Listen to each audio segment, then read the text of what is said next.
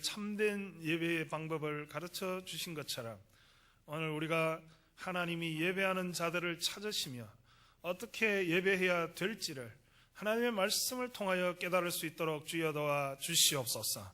오늘도 아버지 하나님, 우리의 마음을 정결하게 예수 그리스도의 보혈로 씻어주시고, 아버지 하나님이시여 부족한 종을 하나님께서 도구로 사용하셔서 성령의 충만한 예배와 말씀이 되게 하여 주옵소서. 오늘도 우리가 하나님의 말씀으로 통하여 복을 받고 돌아가게 하시고, 하나님, 우리가 일주일 동안 세상 속에서 살 때 이 말씀이 우리의 삶의 기둥과 중심이 되게 하여 주시옵소서.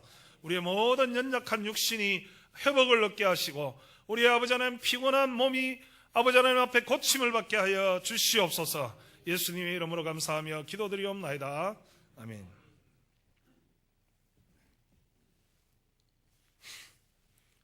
요한복음은 복음서 가운데서 가장 생각을 많이 하고 깊은 묵상 가운데 기록된 그런 복음서입니다. 또 신구약 66권 중에서 요한복음이 가장 그 기록한 목적을 선명하게 밝혀놓고 있는 그런 복음서라고 말할 수 있습니다. 요한복음의 기록 목적은 요한복음 20장 30절로 31절에 분명하게 기록을 하고 있는데, 요한복음 20장 30절로 31절에 보면 예수께서 제자들 앞에서 이 책에 기록되지 아니한 다른 표적도 많이 행하셨으나 오직 이것을 기록하면 너희로 예수께서 하나님의 아들 그리스도이심을 믿게 하려 함이요 또 너희로 믿고 그 이름을 입어 생명을 얻게 하려 함이니라. 예수를 믿고 생명을 얻는 목적을 가지고 이 요한복음이 기록되었다는 것을 굉장히 분명하게 우리에게 밝혀주고 있습니다. 주제가 선명한 그런 복음서다라는 특징을 우리가 발견할 수 있고요. 또 요한복음에는 예수님을 모르는 사람들에게 나는 무엇이다 라고 하는 그런 언유법을 통해서 문장적으로 우리에게 보여주시는 그런 비교가 7번, 사실은 상징적인 표현을 해서 7번 나는 무엇이다, 원어의 에고 에이미라고 하는 그런 표현을 다른 복음서에서는 찾을 수 없는 그런 표현들을 찾을 수 있습니다. 그래서 나는 생명의 떡이다, 오병이어를 행하시고 나는 생명의 떡이다, 소경을 고치시고 나는 세상의 빛이다, 그 다음에 나는 양의 문이다, 나는 선한 목자다, 나는 부활이요 생명이다, 나는 길이요 진리요 생명이다, 나는 참 포도나무다, 이런 표현들을 사용해서 예수님이 누구신지에 대해서 잘 말해주고 있는 성경이기도 합니다. 세 번째 요한복음의 특징 중에 하나는 모든 복음서가 예수 믿는 일에 초점을 두면서 믿음이라고 하는 명사를 많이 사용을 하고 있습니다만은 특이하게도 이 요한복음에는 믿음이라고 하는 명사가 단 한 번도 사용되지 않고 있다는 점이고, 대신에 믿는다라고 하는 동사가 98번 사용되고 있다는 점입니다. 의도적으로 이 요한복음을 기록한 요한은 우리들에게 믿음을 하나의 명사화 취급해서 우리가 가질 수도 있고 가지지 못할 수도 있는 하나의 그런 것으로 생각하는 것이 아니라, 믿는다라고 하는 동사적인 행동의 능동적인 변화를 통해서 믿음을 얻고 채워가는 그런 방식으로 믿음을 설명을 하고 있다는 것입니다. 믿음에 있어서 완성은 없고, 믿음을 계속해서 믿는 행위와 노력을 통해서 우리의 동사적인 어떤 행위로 말미암아 믿음의 경지에 이르게 된다는 것을 암시해 주고 있다는 것입니다. 요한복음에는 또한 7가지의 표적이 나옵니다. 다른 성경에는, 다른 복음서에는 예수님의 기적이 굉장히 많이 언급되고 있지만, 요한복음은 그것을 하나의 미러클적인 기적적인 사건으로만, 해프닝으로만 말하는 것이 아니라 그 사건들이 우리에게 보여주려고 하는 사인이 있다, 이래서 표적이라고 그렇게 우리에게 말하고 있습니다. 그 표적은 7가지가 있는데, 물로서 포도주를 만드신 사건, 신하의 아들을 병에서 고치신 사건, 38년 된 병자를 베데스다 연못에서 고치신 사건, 또 예수님께서 보리떡 5개 물고기 2마리로 5,000명을 먹이시고 12강주리가 남은 사건, 무리를 걸으신 사건, 그리고 태어날 때부터 맹인된 소경을 고치신 사건, 그리고 죽은 친구 나사로를 살리신 사건, 이런 7가지 사건을 통해서 예수님이 세상에 왜 오셨는지, 우리에게 보여주는 기적이 무슨 의미가 있는지를 잘 설명을 해주고 있다는 것입니다. 또 요한복음은 굉장히 많은 논쟁들이 기록되어져 있고, 논쟁들을 통해서 우리가 예수 그리스도가 왜 하나님의 아들이시며 우리가 어떻게 그를 믿어야 구원을 얻게 되는가에 대한 주제를 분명히 하고 있다는 것입니다. 특별히 오늘 읽은 요한복음 4장의 말씀은 요한복음 3장과 아주 중요한 의미에서 대비가 되는 그런 말씀이라고 말할 수 있습니다. 성경을 지엽적으로 국지적으로 읽으면 그 성경의 내용을 알 수 있지만, 성경을 전체적으로 보면 성경을 저술한 저자들이 하나님의 영감을 받아서 무엇을 우리에게 컨트라스트, 비교해서 보여주려고 하는지를 알게 됩니다. 요한복음 3장에는 요한복음 3장 1절을 보면, 그런데 바리새인 중에 니고데모라 하는 사람이 있으니 유대인의 지도자다라고 그를 밝히고 있습니다. 니고데모라는 사람이 산헤드린 공회의 공회원이고, 지금으로 말하면 거의 국회의원 중에서도 입법부에 속하는 그런 사람의 지위를 가지고 있었고, 니고데모라고 하는 이름에서도 알 수 있지만 이 데모는 데모스를 뜻하는데 회중들에게 지도자 격의 일을 하는 사람이라고 하는 의미를 가지고 있습니다. 그가 바리새인이고 그가 랍비의 칭호를 받는 사람으로서 예수님과 대담을 나누는 장면이 요한복음 3장의 기초를 제공해 주고 있습니다. 그런데 요한복음 4장에는 요한복음 4장을 보면 사마리아를 통과해서 4장 5절에 사마리아에 있는 수가라는 동네에 이르는 야곱이 그 아들 요셉에게 준 땅에 가깝고, 거기 또 야곱의 우물이 있는 곳에서 이름이 밝혀지지 않는 사마리아 여인을 만나는 장면이 나옵니다. 3장에는 니고데모와의 대화가, 4장에는 이 사마리아 여인과의 대화가 중심이 되어서 전개가 되고 있다는 것입니다. 예수님은 본질적으로 사람들과 만나기를 원하시는 분이고, 그에게 구원의 도리를 깨닫게 해주시는 것을 목적으로 삼는 분인데, 그 대상을 3장에서는 니고데모라고 하는 유대 사회의 가장 지도자격인 사람을 만났는가 하면, 4장에서는 유대 사람들이 같이 동격으로 사람의 범주에 취급하지도 않는, 개보다도 못하게 천하게 여기는 그런 사마리아의 이름 없는 여인과 만나고 있다는 것입니다. 하나님의 구원 계획은, 우리가 하나님의 뜻을 받들어서 구원을 얻는 계획의 초점은 그 사람의 지위 고하를 막론한다는 것입니다. 동서 고금을 막론한다는 것입니다. 신분의 여부에 달려있지 않다는 것을 우리에게 보여주고 있습니다. 한편 이 3장에 나오는 니고데모는 밤에 예수님을 찾아왔습니다. 밤에 2절에 보면 이 니고데모가 그가 밤에 예수께 와서 이르되, 밤에 예수께 와서 이르되, 유대인의 관습은 사람들을 방문할 때 밤에 찾는 것은 아닙니다. 일몰 전에 찾는 것이 유대인의 풍습이요 문화요 관례입니다. 그런데 그가 독특하게도 밤에 예수님을 찾아왔다는 것입니다. 여러 가지 대화를 나누면서 예수님께서 그에게 진리를 말씀하시고, 특별히 요한복음 3장 16절에 있는 이 중요한 말씀을 우리에게 해주신 이후에 이 니고데모에게 예수님께서 결론적으로 19절, 20절, 21절을 보면, 악을 행하는 자마다 빛을 미워하여 빛으로 오지 아니하나니 이는 그 행위가 드러날까 하며, 진리를 따르는 자는 빛으로 오나니 이는 그 행위가 하나님 안에서 행한 것임을 나타내려 함이라 하시니라 하고 말씀을 마무리합니다. 다시 말하면 니고데모로 하여금 네가 왜 밤에 왔느냐, 네가 참으로 진리를 찾아서 예수 그리스도를 만나고 하나님의 아들 메시아를 구한다면 왜 네 행위를 남들에게 드러내지 않기 위하여 사람들의 시선을 두려워하여 너가 밤에 예수를 찾아왔느냐. 최근에 어떤 도로에 나가서 운전을 해보면 옆에 차가 예의가 없이 운전을 합니다. 우리가 옆에 예의가 없이 운전하는 차들을 많이 볼 수 있지 않습니까? 제가 젊었을 때 소시적에는, 결혼하고 얼마 안 돼서 차를 운전할 때는 예의 없이 운전하는 차들의 뒤를 따라가서 저의 행선지와 관계없이 뒤에서 예의 있게 운전을 하라는 것을 제가 지도를 해주고는 했는데, 살다 보니까 그게 좋은 게 아니더라고요. 옆에 가족들도 있고 사람들이 있는데, 제가 경찰도 아니고 무슨 도로교통안전협의회 사람도 아닌데 굳이 교통질서를 문란하게 한다고 제가 지도를 해야 될 이유는 없더라고요. 그런데 옛날에는 그래도 누가 운전하는지 이렇게 쳐다보면 누가 운전하는지를 알 수가 있었는데, 요즘 이렇게 예의 없이 운전하는 사람을 쳐다보려고 해도 보이지가 않아요.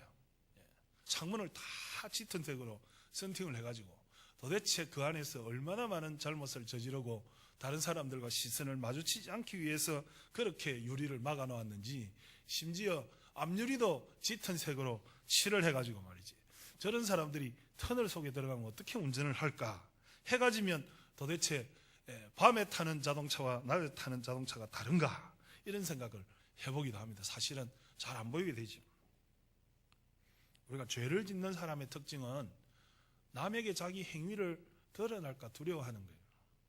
하나님 앞에 떳떳하게 믿음으로 산다는 것은 자기 행위를 만천하에 드러낼 수 있는 사람입니다. 우리가 하나님 앞에 신앙생활을 할 때도 교회에 오면 누가 예수 믿는다 손가락질 할까봐 두려워서 성경책을 이렇게 가슴에 탁 감추고 이렇게 옵니다. 예수 안 믿는 것처럼 기도할 때도 우리가 식사 앞에 놓고 기도할 때도 땀을 닦는 것처럼 하면서 주야 맛있게 먹겠습니다. 소리 내어서 기도하지도 않고 예수 믿는 것을 숨기고 감추려고 하는 그런 분들이 있습니다. 니고데모가 이렇게 3장에 예수님에게 너가 왜 밤에 왔느냐 이렇게 사실은 질책을 받는 것에 반하여, 요한복음 4장에 나오는 이름 없는 사마리아 여인은 사실은 예수님을 통해서 진정한 예배가 무엇인지를 깨닫고 하나님 앞에 변화가 된 긍정적인 인물로 평가가 되어지고 있다는 것입니다. 3장에 나타나 있는 니고데모 같은 사람이 되지 마시고 4장에 나타나 있는 사마리아 여인과 같은 은혜를 받으시는 저와 여러분이 되시기를 바랍니다. 오늘 그것이 도대체 어떤 측면에서 비교가 되고 있고 대비가 되고 있는지를 우리가 말씀을 통해서 깨닫기를 원합니다.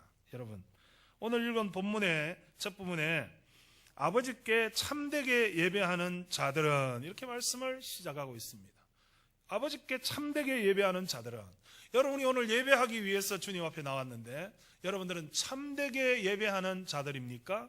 거짓되게 예배하는 자들입니까? 성경은 우리에게 참되게 예배하는 자들이 있는가 하면 거짓되게 예배하는 자들이 있다고 말합니다. 저와 여러분들은 참되게 예배하는 자들이 되기를 소원합니다. 그럼 참되게 예배하는 사람들의 예배는 어떤 예배입니까? 오늘 본문에 보니까 참되게 아버지께 예배하는 자들은 영과 진리로 예배한다 이랬습니다. 아버지께서는 자기에게 이렇게 예배하는 자들을 찾으시는데 24절에도 하나님은 영이시니 예배하는 자가 영과 진리로 예배할지니라 이랬습니다. 여러분, 절에 가서 부처상을 앞에 놓고 자기가 절하고 108번을 절하는 그런 사람들도 예배한다, 경배한다 이런 표현을 사용합니다. 여러분, 세상에 많은 종교들이 있는데 하나님 앞에서 예배하는 우리들 외에도 많은 종교들이 우리도 예배한다 이렇게 말하고 있습니다. 많은 정치인들이 그들 앞에 찾아가서 그들과 대담을 받고 무슨 낙점을 받으려는 것처럼 하는 것을 보니 그것도 대단히 중요한 하나의 종교의 일부분인 것 같습니다. 그러나 하나님 앞에 참 신으로서의 예배하는 자는 영이 있어야 된다는 것입니다. 육신의 형상으로서 예배를 하는, 어떤 겉모습을 보고 무슨 인자하게 생겨서 자비하게 생겨서 그 외모를 보고 예배하는 것이 아니라 영적인 존재이기 때문에 영적인 교감을 통해서 하나님 앞에 영으로 예배하는 것이다 하는 것입니다. 여러분들이 오늘도 교회 오셔서 종교적인 만족을 구하신다고 하시면 그것은 여러분들이 잘못 예배하는 것입니다. 여러분들이 오늘도 오셔서 어떤 외형적인 모습을 통해서 적당히 그냥 마음의 위로를 삼고 어떤 죄 지은 것에 대한 위안을 구한다면 그것은 육신적인 예배가 된다는 것입니다. 오늘 우리가 하나님 앞에 예배할 때는 영적인 예배가 되기를 노력해야 된다. 다시 말하면 성령의 충만한 예배가 되어야 된다는 것입니다. 아버지 하나님도 영적인 존재, 그래서 교회에서는 어떤 형태의 이런 상징물이나 조형물을 만들지 않습니다. 우리가 가톨릭을 반대하는 이유 중에 하나는, 가톨릭은 마리아상을 세워놓고 십자가를 세워놓고 초를 밝히면서 육신적인 무언가의 어떤 영적인 의미를 구하고 있습니다만은, 우리가 개신교가 가톨릭을 반대하는 이유는 가톨릭에 있는 모든 성물이나 어떤 형상이나 어떤 우상의 어떤 모습도 우리에게는 소용이 없다는 것입니다. 심지어 사실은 기독교 개신교 중에서도 가장 보수적인 종교를 자처하는 그런 교파에서는 십자가도 성전 앞에 두지 않는다. 십자가에 어떤 신통력이 있다고 믿지 않는다는 거예요. 어떤 형상의 겉모습 외형적인 것이라도 거기에 능력이 있는 것이 아니라 우리는 영적인 존재이기 때문에 영적인 하나님, 영적인 예수 그리스도, 영적인 성령의 충만한 예배가 하나님을 기쁘시게 한다. 참으로 예배하는 것이다. 우리가 하나님 앞에 예배할 때는 여러분 어떤 육신의 만족을 위해서 우리의 어떤 온도를 뜨겁게 해서 찬송을 격렬하게 불러서 박수를 치면서 땀을 흘리면서 방언을 하면서 그렇게 우리가 어떤 육신적인 조건에 의해서 개인적인 취향에 의해서 예배하는 것을 하나님 받으시는 것이 아닙니다. 그래서 우리가 성결교에서 신앙생활을 했다 하더라도 또 감리교에서 하셨다 하더라도 장로교에서 하셨다 하더라도 그 교단이나 교파가 우리를 구원하는 것은 결단코 아니라 말이에요. 우리가 하나님 앞에 구원받는 참된 예배는 인간적인 어떤 그런 시각에 취향에 좌우되는 것이 아니라는 거죠. 진리를 기초로 해야 된다. 다시 말하면 하나님의 말씀에 입각한 예배를 드려야 된다는 것입니다. 어떤 사람의 개인적인 견해나 정치적이거나 문화적인 풍습이거나 관습에 의해서 예배가 하나님 앞에 상달되어지는 것이 아니다. 어떤 특정한 교파나 교단의 그 곳에만 구원이 있다라고 주장하는 것은 잘못된 것이다. 교단을 막론하고 교파를 막론하고 개인의 취향을 막론하고 우리가 하나님 앞에 예배할 때는 영적인 예배를 드려야 되고 하나님의 말씀에 기초한 예배를 드릴 때에 하나님이 그 예배를 받으신다. 그것이 오늘 요한복음 4장이 우리에게 강조해 주려고 하는 가장 핵심의 하나님께 예배하는 자들은 신령과 진정으로 영적인 예배와 하나님의 말씀의 진리에 기초하는 예배를 드려야 될 것이다. 자기의 개인적인 모든 성향을 내려놓고 하나님의 말씀이 지지하는 객관적인 진리에 의해서 하나님 앞에 예배하는 자들이 하나님이 기뻐하시는 예배를 하게 된다는 것입니다. 오늘 이 요한복음 4장의 핵심은 무엇으로 어떻게 예배할 것이냐에 사실은 초점이 있는 것처럼 보입니다. 그러나 왜 이런 이야기가 나왔느냐 하는 것을 우리가 다시 한번 또 생각을 해봐야 되는데, 예수님이 이 말씀의 앞부분, 우리가 읽지 아니한 부분을 한번 생각을 해보면, 예수님이 배가 고프고 목이 마른 채로 우물가에 오셨습니다. 4장 5절 이하에 보면 예수님을 우물가에 내려놓고 12 제자들이 다 나가서 먹을 것을 구하는 그런 상황이었고, 예수님도 목이 말라서 여인에게 물을 좀 달라고 요청하는 그런 상황이었다고요. 그런데 이 여인이 예수님이 물 좀 달라 하시니 그 여인에게 물을 달라는 예수님을 향해서 여인이, 당신은 유대인 남자요, 나는 사마리아인 여잔데 우리가 풍습과 관례에 의하면 당신과 나는 말을 섞지도 말아야 될 그런 신분관계에 있는데 어찌하여 나에게 물을 달라 하느냐. 여인이 반문을 하니까.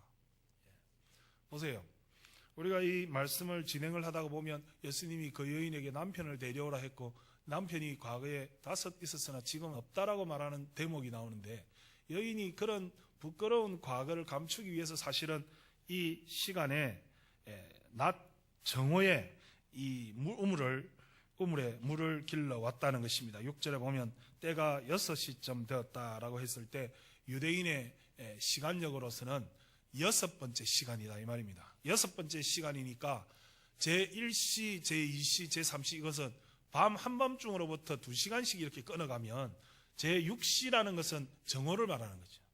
12시를 말하는 겁니다.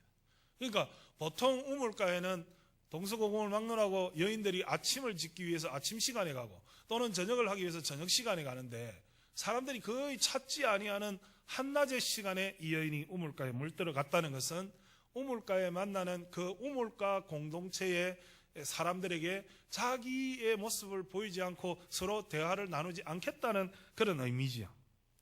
그런데 이 여인에게 예수님이 물 달라 하니까 이 여인이 왜 당신이 나에게 물을 달라 하느냐. 예수님이 말씀하십니다. 내가 누군 줄 알았더라면 너가 나에게 물을 달라 했을 것이다. 여인이 말합니다. 당신은 물들 그릇도 없고 이 우물은 깊은데 어째서 내가 당신에게 물을 주는 것이 마땅하지 당신이 내게 물을 주는 것이 마땅하겠느냐. 예수님이 말합니다. 네가 주는 물은 한 번 마시면 계속해서 목마른 육신의 물이지만 내가 너에게 주는 물은 한 번 마시면 다시는 목마르지 아니하는 영원한 생명의 물을 줄 수 있다. 이렇게 말합니다. 여인이 말합니다. 주여, 그 물을 우리에게 주소서. 나에게 주소서. 예수님이 다시 말합니다. 가서 네 남편을 데려오라. 아이들의 말로 헐, 물 이야기를 하다가 남편을 왜 데려와? 헐.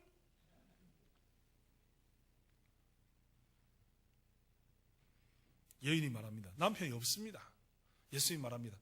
그 말이 옳도다. 과거에 5명이나 있었는데 지금은 네 남편이 아니니 네 말이 옳다. 이제 결혼도 안 하고 동거생활 하느냐?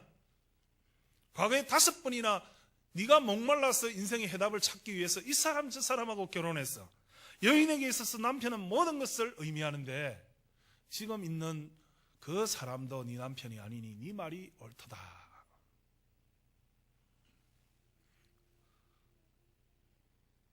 요한복음이 어떤 목적으로 쓰여졌다고요? 요한복음은 생명을 얻기 위해서, 예수를 믿고 생명을 얻기 위해서 요한복음이 기록되어져 있다고. 저와 여러분들은 지금 인생을 살아가고 있습니다.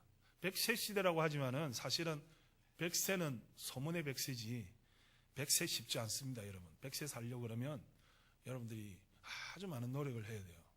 근데 100세를 살았다고 해서 더 살고 싶지 않겠느냐? 제가 100세 사는 사람들 별로 못 만나봤지만 이제 100세 사셨으니 내일 돌아가시죠 하면 아마 지팡이로 맞을지도 모르겠습니다. 세상에 3대 거짓말이 처녀 시집 안 가겠다는 거 하고, 장사 하나도 안 남는다는 거 하고, 노인 빨리 죽어야 되겠다는 거 하고, 3대 거짓말 아니에요. 공인된 3대 거짓말입니다. 아무리 살아도 더 살고 싶죠. 그럼 여러분 더 산다고 문제가 해결됩니까? 여러분들은 죽을 날을 알지 못하는 것 뿐이지 죽을 날을 받아 나와서 죽음으로 가고 있는 사람들이에요. 예?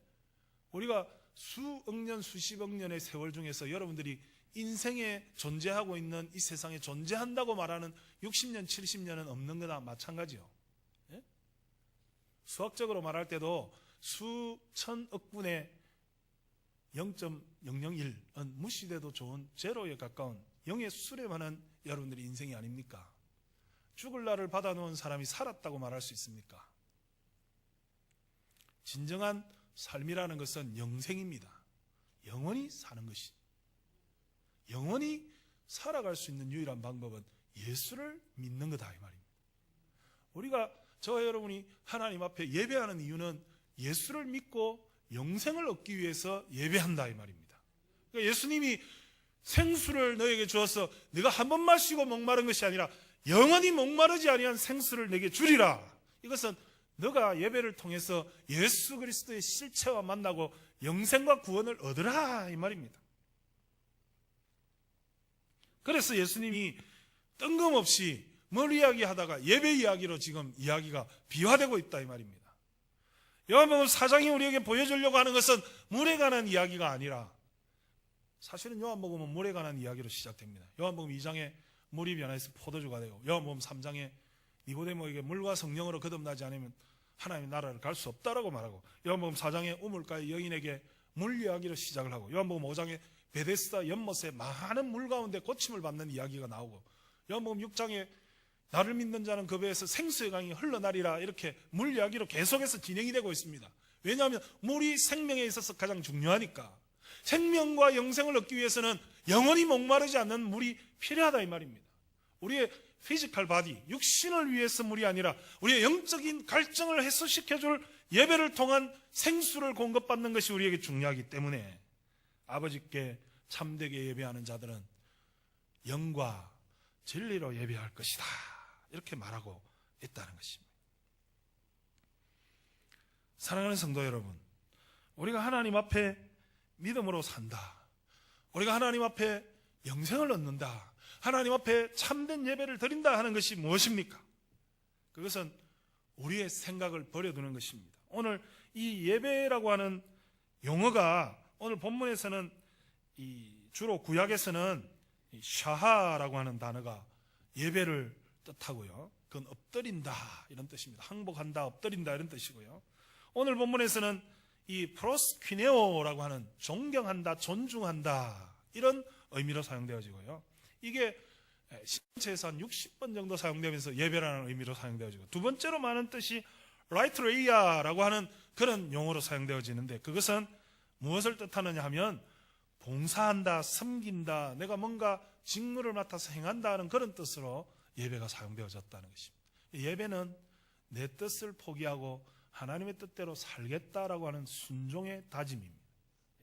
주로 이 샤하라는 행위는 적군이 포로로 잡혔을 때 이쪽에서 포로에게 요구하는 자세입니다.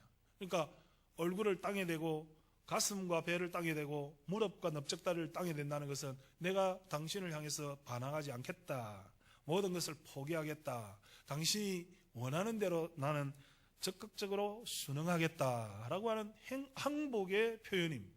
항복의 표현입니다. 영어에서는 yield라고 합니다. yield, Y-I-E-L-D인가요? 여러분, 우리가 하나님 앞에 예배하는 것은 우리가 yield하는 것입니다. 나를 내려놓는 것입니다.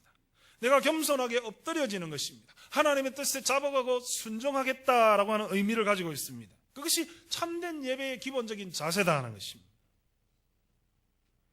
사랑하는 성도 여러분, 오늘 우리에게 예배라고 하는 것은, 구원이라고 하는 것은, 믿음이라고 하는 것은 신분의 관계가 없습니다. 우리의 성향의 관계가 없습니다. 우리의 지위의 관계가 없습니다. 내가 많고 적고 많이 알고 적게 하는 것에 관계없이 주님이 우리를 찾아오시고 우리의 본질과 주님의 본질이 대면하는 것입니다. 우리가 주님 앞에 엎드리는 것입니다. 우리가 겸손하게 주님 앞에 순종을 다짐하는 것입니다. 그것이 참된 예배의 기초가 된다는 것입니다. 내가 이때까지 세상의 물을 위해서 살아왔습니다. 내 목숨을 유지하기 위해서, 나의 생계를 잇기 위해서 많은 물들을 찾아 헤매었습니다. 그러나 주님을 만나고 주님 앞에 우리가 영생의 생수를 얻는 것이 참된 예배의 목적이 된다는 것입니다. 오늘 그것을 우리에게 강조해 주는 말씀입니다. 사랑하는 성도 여러분, 예수님께서는 이 예배하는 행위를 뭐라고 말하는지 한번 보십시오. 예배한 이후에 이 여인의 태도를 보십시오. 28절에 보면 여자가 물동이를 버려두고, 첫째는 물동이를 버려두었다. 예수님의 본질과 만나서 영생과 구원을 체험하는 놀라운 참된 예배를 드린 이 여인은 첫째, 그 예배를 마친 후에 반응이 물동이를 버려두었다. 28절에. 둘째로 동네로 들어갔다. 셋째는 사람들에게 말했다는 것입니다. 넷째는 내가 행한 모든 일을 내게 말한 그 사람을 와서 보라고 사람을 초청하고 있습니다. 여러분들이 진정한 예배를 드렸다면, 여러분들이 영생을 정말로 발견했다면, 여러분들의 반응은 첫째는 물동이를 버려두는 것입니다. 사람이 생존하는 데 있어서 물이 가장 중요하지 않습니까? 물이 없으면 살 수가 없죠. 음식이 없어도 우리가 40일, 심지어는 한 달씩, 두 달씩 그렇게 살아갑니다만, 물이 없으면 사실은 사람은 3일 이상 버티지 못합니다. 사람에게 제일 필요한 것이 공기요, 그 다음은 물이다, 이렇게 말할 수 있습니다. 그래서 생명의 근원이 되기 때문에 요한복음이 물에 관심을 두는 것이죠. 그런데 물동이를 버려두었다는 것은 자기의 육신적인 삶의 우선순위를 포기하고 영적인 삶의 우선순위를 더 귀하게 여겼다, 이 말입니다. 여러분들이 세상 속에서 직업을 얻어서 생계를 유지하고, 여러분들이 사업을 하고, 여러분들이 직장 생활을 하면서 여러분들의 생업을 유지하는 것이 중요하죠. 여러분들의 우선순위는 죽기 위해서 사는 게 아니라 이 말입니다. 여러분, 우리가 배불리고 우리가 물 마시고 우리가 세상에서 사는 것은 내 한계가 있는 육신의 생존을 위해서 사는 것이죠. 그러나 그것보다 더 중요한 것은 영적인 구원을 얻는 것이요, 영생을 얻는 것이요. 우리가 하나님 앞에 영생의 소망을 두고 우리의 모든 문제를 치유하시는 예수님과 만나시는 저와 여러분이 되시기를 바랍니다. 왜 예배합니까? 엎드리기 위해서 예배하지. 왜 예배합니까? 예배하고 난 뒤에 물동이를 버려두고 이 여인의 반응과 같이 동네로 들어갔어. 자기가 이때까지 동네 사람들과 관계를 단절했던 사람 아니에요? 지금은 페이스북도 있고, 지금은 소셜 네트워크 있고, 지금은 문자도 있고 스마트폰도 있지만, 여러분들이 인터넷을 통해서 여러분들이 지금도 지식인을 검증하면서 정보를 얻지만, 옛날에는 우물가가 지금의 페이스북이고, 옛날에는 이 우물가가 지금의 인터넷입니다. 모든 정보를 여기서 얻는 거죠. 언니 된장찌개 끓이려면 두부가 낫겠어요, 조개가 낫겠어요? 물어보는 데가, 정보를 얻는 데가 이 우물가라 말이죠. 근데 이 여인은 사람들과 상종하기를 원치 않았어요. 우물가에 안 나갔다고요. 생존을 위해서 물 길러 가야 된다면 사람이 아무도 없는 정오에 물을 길러 갔다 이 말입니다. 근데 그가 예수를 만나고 동네로 들어가서 사람들을 만나고 사람들에게 자신의 숨기고 싶어하는 그 비밀스러운 프라이빗한 그런 이야기 히스토리를 말하면서 여자가 29절에 보면 내가 행한 모든 일을 내게 말한 그 사람을 와서 보라.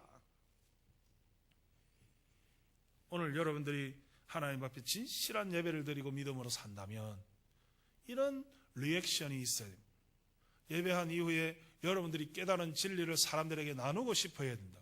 제가 제일 부러운 것은 사람들이 페이스북이나 트윗이나 또는 이런 밴드나 요즘 소통하는 많은 이런 소셜 미디어를 통해서 오늘 우리 교회에서 예배를 드렸는데 우리 목사님 말씀이 이렇게 좋더라. 제가 제일 부러워요. 이 여인의 반응과 같은 것입니다. 여러분들이 정말로 참된 예배를 드리고 하나님 앞에 말씀을 통해서 깨달음이 있다면 여러분들의 핸드폰, 스마트폰을 통해서 여러분들의 소셜 미디어를 통해서 여러분들이 받은 은혜를 나누시라는 거예요. 그 사람이 나눌 수 있느냐, 그 사람이 받은 은혜를 말할 수 있느냐 없느냐가 참된 예배의 증거가 된다고. 이 여인은 예수님을 만나고 자기의 변화된 모습을 물동이를 버려두고 사람들에게 가서 와보라 내가 메시아를 만났다라고 그렇게 증언했다는 것입니다. 오늘 여러분은 우리가 받은 은혜를 하나님 앞에 드리는 예배를 통해서 받은 은혜가 사람들을 통해서 나누어지기를 원하는 사람인지, 그것을 고백하고 간증할 수 있는 사람인지, 그것이 정말로 하나님의 놀라운 은혜를 우리에게 반증해주는 그런 삶이라는 것을 우리가 여인의 행위를 통해서 발견할 수 있다는 것입니다. 한 걸음 더 나아가서 예수님은 이 여인에게 복음을 전하고 이 여인이 변화되어서 사람들에게 나아가서 예수 그리스도를 전파하고 39절 이하에 보면 여자의 말이 내가 행한 그 모든 것을 그가 내게 말하였다 증언함으로 그 동네 중에 많은 사마리아인이 예수를 믿는지라. 사마리아인들이 예수께 와서 자기들과 함께 유하기를 청하니 거기서 이틀을 유하심에 예수의 말씀으로 말미암아 믿는 자가 더욱 많아졌다. 하나님의 교회는 복음을 전하는 능력이 있는 교회가 하나님의 교회예요. 참된 예배는 예배의 감격을 사람들에게 전할 수 있어야 참된 예배가 된다는 것이요. 사람들의 조건을 제시받아서 여기에서도 저기에서도 어떤 사람이냐, 그 신분의 교파의 교단에 어떤 자세로 임하느냐 하는 개인적인 취향을 막론하고 하나님 앞에 예배하는 자는 뜨거운 감격을 이기지 못하여 사람들에게 물동이를 버려두고 동네로 들어가서 말하기를 시작하는 그것이 우리가 구원받은 사람의 참된 행동이 된다는 것이요. 예수님은 이런 행위를 통해서 예수님이 제자들이 먹을 것을 구하러 가서 돌아보니까 예수님이 말씀을 나누고 있는데 그 사이에 제자들이 청하여 이르되 랍비여 잡수소서. 31절에 보니까 예수님이 그 잡수소서 하는 제자들의 말에 32절에 반응하기를 이르시되 내게는 너희가 알지 못하는 먹을 양식이 있느니라. 제자들이 서로 말하되 누가 잡수실 것을 갖다 드렸는가 하니 예수께서 이르시되 나의 양식은 나를 보내신 이의 뜻을 행하며 그의 일을 온전히 이루는 이것이니라. 우리가 세상에 썩어질 육신을 위해서 양식을 여러분들이 구하지 마시고 하나님께서 우리에게 주신 하나님의 뜻을 이루는 참된 양식을 먹고 마시는 저와 여러분이 되시기를 바랍니다. 요한복음의 특징은 사실은 다른 공간복음에서는 예수님의 그 순환과 죽으심을 굉장히 30%, 40% 표현하고 있는데 요한복음은 50%를 할애해서 요한복음이 전체가 21장인데 12장부터 21장까지 예수님의 순환과 죽으심을 기록하고 있습니다. 그런데 희한하게도 이 요한복음에는 예수님의 역사적인 성찬식의 장면이 기록되어 있지 않다고, 요한복음에 예수님의 성찬 모습이 기록되어 있지 않다고요.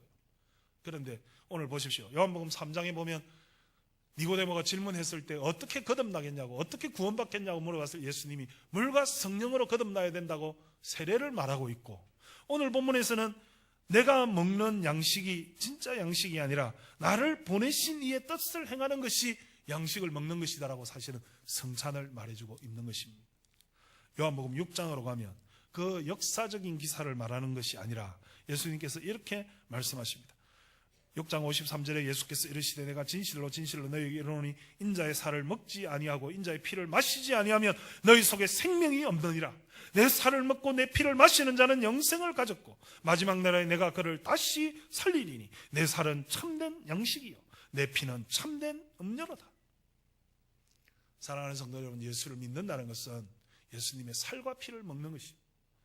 우리 속에서 육신의 정욕과 우리의 육신의 피가 변화되어서 예수의 살과 예수의 피로 변화되어서 예수 그리스도처럼 그렇게 뜨거운 감격을 가지고 살아가는 것이 우리가 구원받은 증거가 된다 이 말입니다.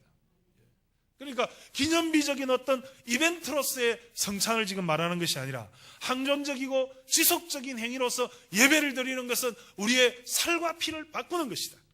육신의 모든 정욕을 따라서 사는 인생을 예수 그리스도의 하나님께서 우리에게 주신 그 소망의 분기대로 하나님이 우리에게 주신 그 부르심의 목표대로 사는 것이 내가 육신의 떡을 먹는 것보다 더 중요하다는 것입니다. 제자들이 서로 말하되 누가 잡수실 것을 갖다 드렸는가 하니 예수께서 이르시되 나의 양식은 나를 보내신 이의 뜻을 행하며 그의 일을 온전히 이루는 이것이니라.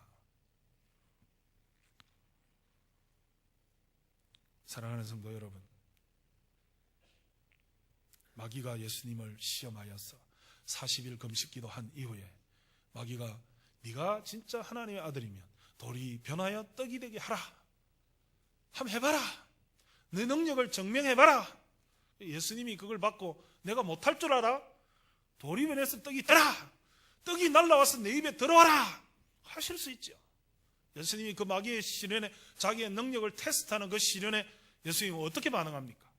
나는 보라 할 수 있다 이렇게 하는 것이 아니라 사람이 떡으로만 살 것이 아니요 사람이 떡으로만 살 것이 아니요 하나님의 입으로 하는 모든 말씀으로 살 것이니라. 신명기 말씀을 인용하면서 사람이 떡으로만 살 것이 아니요 하나님의 말씀으로 살 것이니라. 육신의 떡이 우리의 모든 문제를 해결하는 것이 아니라 영적인 말씀의 떡이 우리의 영적 갈급을 해소하고 하나님 앞에 구원으로 이끌어가는 도구가 된다는 것을 주님께서 말씀하셨고 오늘 본문에서도 우리가 떡이 중요한 것이 아니라 하나님의 뜻을 행하는 그 우리의 사명을 다하는 것이 영적인 에너지가 된다고 말하고 있다는 것입니다. 사랑하는 성도 여러분, 우리가 하나님 앞에 그러므로 요한복음의 기록과 같이 우리가 구원을 받고 영생을 얻는 것이 인생의 목표요. 구원을 받고 영생을 얻으려면 예배를 드려야 되는 것처럼 참된 예배를 드리려면 성령에 충만하고 하나님의 말씀에 충만해야 되는 것처럼 여러분, 하나님을 모르는 사람은 어떻게 한다고요? 너희는 모르는 것, 너희가 알지 못하는 것을 예배하고 우리는 아는 것을 예배한다. 여러분, 알지 못하는 것을 예배하지 마십시오.